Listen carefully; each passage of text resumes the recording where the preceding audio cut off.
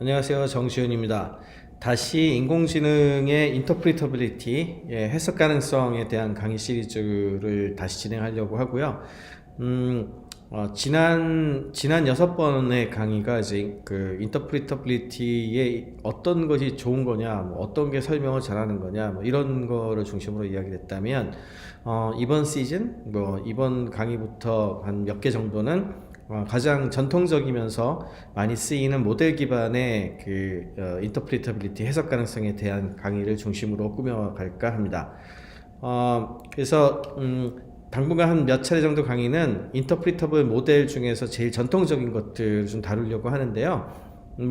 가장 많이 알려져 있는 것들은 역시 선형 회귀, 리니어 리그레션, 리니어 모델, 선형 모델이 가장 유명하고요. 그 다음에 이제 디시전 트리, 보시는 것처럼 디시전 트리. 그래서 이거는 갈라지는 식으로 해가지고 분지를 해서 알아내죠. 그리고 이제 좀 더 나가면 룰핏이나 나이브 베이스나 K 니어스티 네이버 같은 것들이 있는데 이들 중에 몇 개를 골라가지고 할 거고요.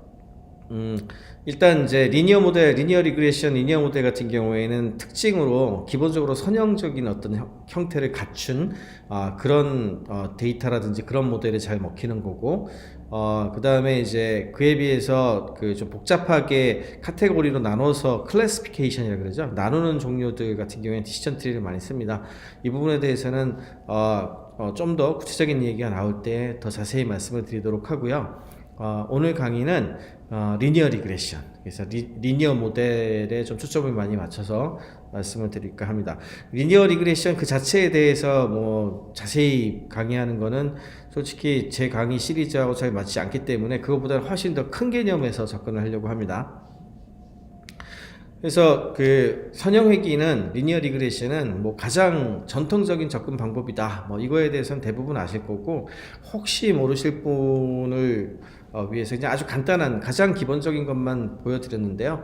한마디로 예측 모델인데 이렇게 x하고 y, 이 경우는 x하고 y라고 하는 두 개의 관계만 봤는데 y가 디펜던트 베리어블이고, 그러니까 이제 이게 이제 예측해야 되는 우리가 그 목적에 해당하는 베리어블이고, 그다음에 여기가 이제 집어넣는 종류죠, x가. 그러면은 이렇게 x하고 y 사이에 점이 뿌려져 있으면은 이 관계를, 이 선을 찾아내는 거죠. 이 선을 찾아내기 위해서 여기서 y 프라임이라고 부르는 것이 우리가 이제 예측하는 predictive value라고 하는 그런 거고, 이 값이 a와 b 그리고 x의 관계를 통해 가지고 예측을 해야 되는데, x가 지금 현재 데이터에서 주어진 거고, 그다음에 b 같은 경우에는 이 기울기죠. 이게 지금 이렇게 수식해 보시면 기울기 요렇게 이런 식으로 이제 그래프가 나올 텐데, 그 B라고 하는 코이피션트라고 하는 이 그래프의 기울기를 찾아내야 되고, 그 다음에 마찬가지로 이 잔차가 여기 인터셉트가 있잖아요. 요거를 이제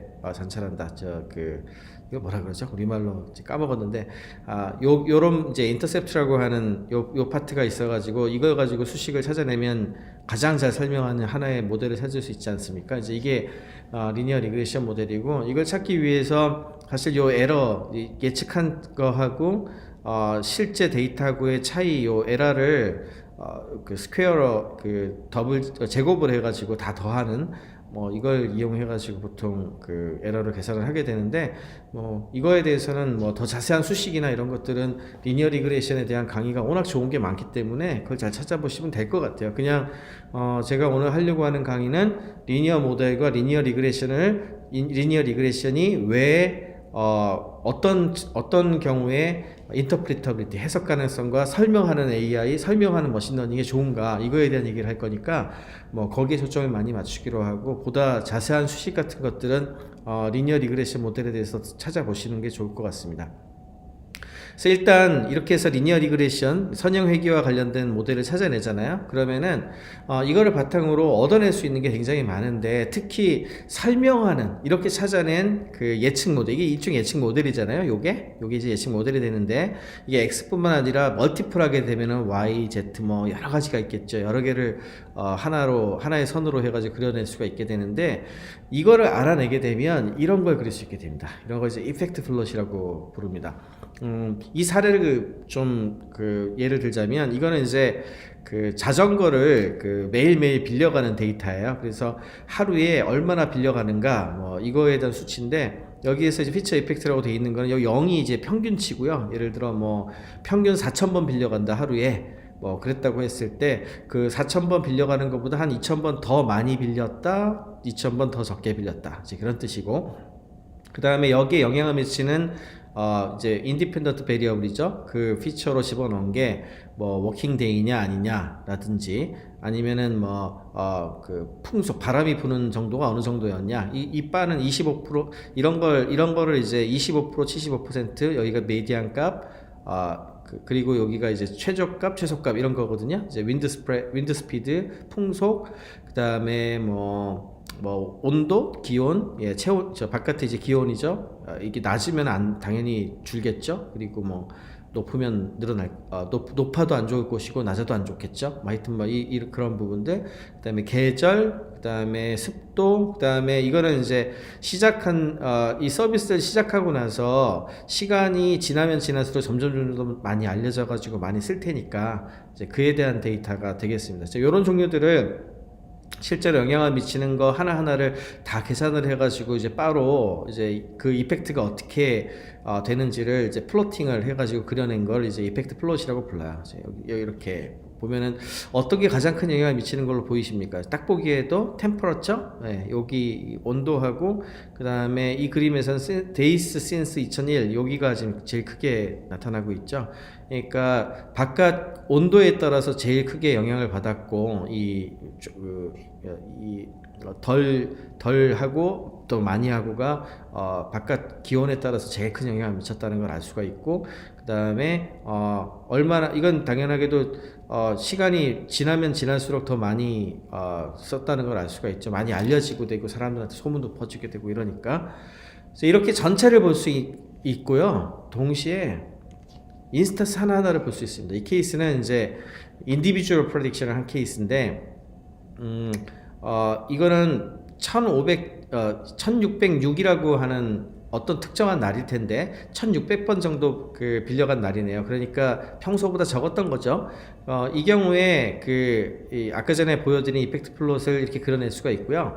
그 다음에 평균은 4500번 정도였다. 이게 4500이겠죠? 4500이고, 그 다음에 이게 X 친 게 이 케이스인데, 보시면은 뭐 워킹데이였고, 그 다음에 윈드 스피드는 평소보다 조금 바람이 더 불었네요. 그죠? 예, 조금 더 불었지만 하여튼 마이너스한 뭐 이런 거고, 그 다음에 뭐 온도는 굉장히 낮게, 예, 낮은 온도. 그러니까 아마 영하 몇 도, 1, 2도 이 정도였을까요? 뭐 이런 거. 시즌은 이렇게 해서 이 이펙트 플롯 안에 위치를 보여줌으로 인해서 이걸 보고 설명을 하는 거죠.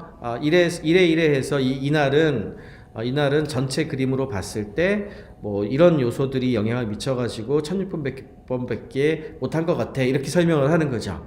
이게 이제 리니어 리그레션을 인터프리터빌리티로 해석 가능성으로 적용해서 사람들한테 설명하기 좋게 만드는 그런 도구가 되겠습니다. 그래서 리니어 모델을 만들 수만 있으면 이제 선형 회귀 분석을 이용을 해가지고 이건 단순하지만 조금 더 복잡한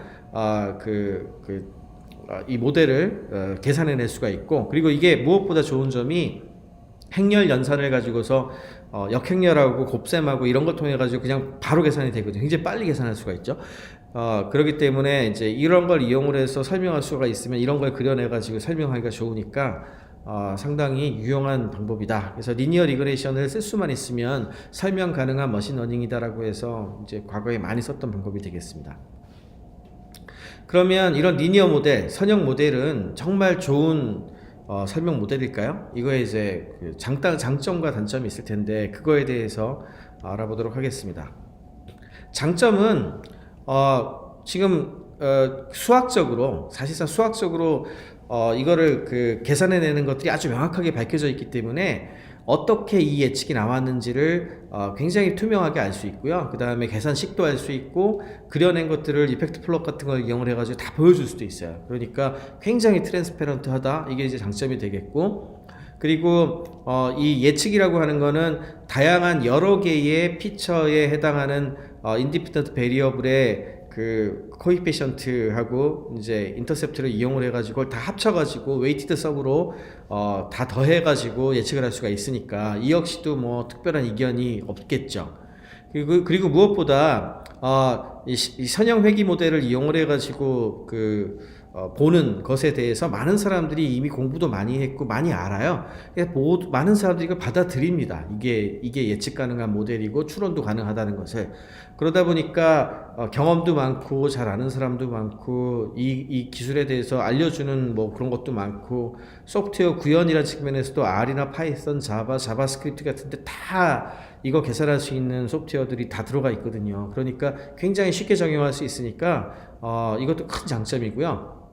그 다음에 웨이트를 계산하는 측정하는 방법이라든지 또는 뭐 컨피던스 인터벌, 이게 95% 신뢰 구간이 어디까지라든지 테스트하는 방법이라든지 이런 것들도 아주 잘 정리되어 있고 이제 수학적으로 보장할 수가 있으니까 이런 부분들이 굉장히 큰 장점이라서 이걸로 할 수만 있다면 선형 모델은 굉장히 좋은 인터프리터블 모델이다, 굉장히 해석 가능한 모델이다라고 얘기를 할 수가 있겠습니다. 그러니까 다르게 표현하자면은 선형 모델로 설명할 수가 있고, 그 다음에 늘어나면 늘어나고 줄어들면 줄어들고 하는 관계가 성립하는 그런 종류 같은 경우에는 복잡하게 딥러닝이나 이런 거 쓰지 말고 이걸로 하는 게 제일 좋다는 얘기죠.